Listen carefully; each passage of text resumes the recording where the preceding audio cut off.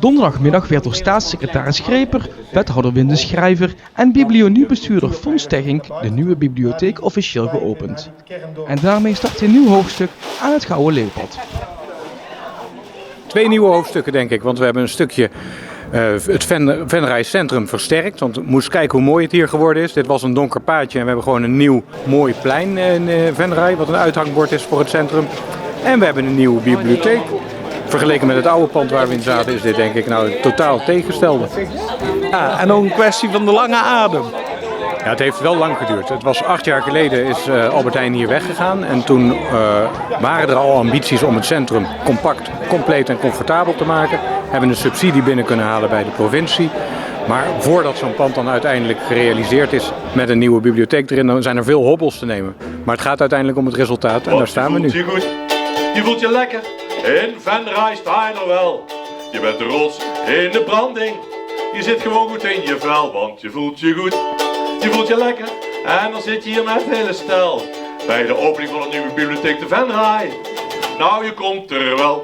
Jullie zitten in een heel mooi nieuw gebouw. Ja, dat klopt. We hebben net de opening achter de rug. De officiële opening was heel erg leuk. En we zijn blij met deze mooie nieuwe bibliotheek.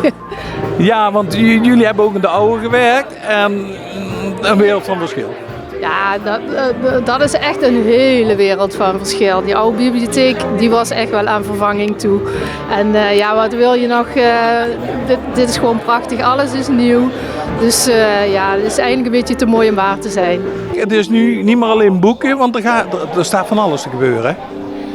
Ja, zeker. Voorheen was het voornamelijk gericht op de boekencollectie.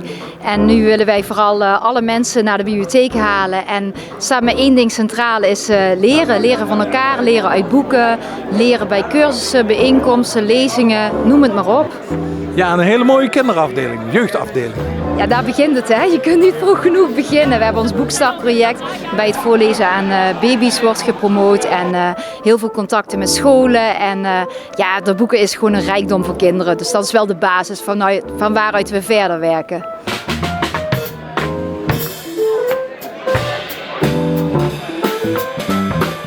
Dat is ook het volgende hoofdstuk, hè, want er zijn wel veel ontwikkelingen ook in bibliotheekland.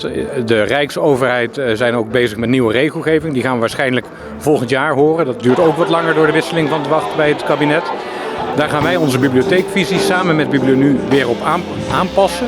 Zodat we in ieder geval zorgen dat het werk van biblionu, want dat komt natuurlijk bovenop het pand en daar gaat het uiteindelijk om, ook met verven zal lukken.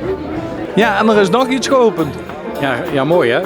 Wij willen natuurlijk ook dat Venray aantrekkelijk is om op de fiets naartoe te komen. Dan moet je die fiets wel veilig kunnen neerzetten. Dus achter die bibliotheek is er een overdekte, bewaakte, veilige fietsenstalling. Om je fiets neer te zetten als je een poosje in Venray wil verblijven, dan kun je die daar neerzetten. Ja, en ik denk dat hier tegenover mij een trotse wethouder staat. Absoluut. Het is echt wel een heel werk geweest, maar dit is ook echt wel een leuk werk als je dan ook uiteindelijk bij die opening aanwezig kan zijn met een hele trotse staatssecretaris ook, die nog net vlak voordat ze weggaat, dat hier speciaal uit Den Haag voor naartoe komt.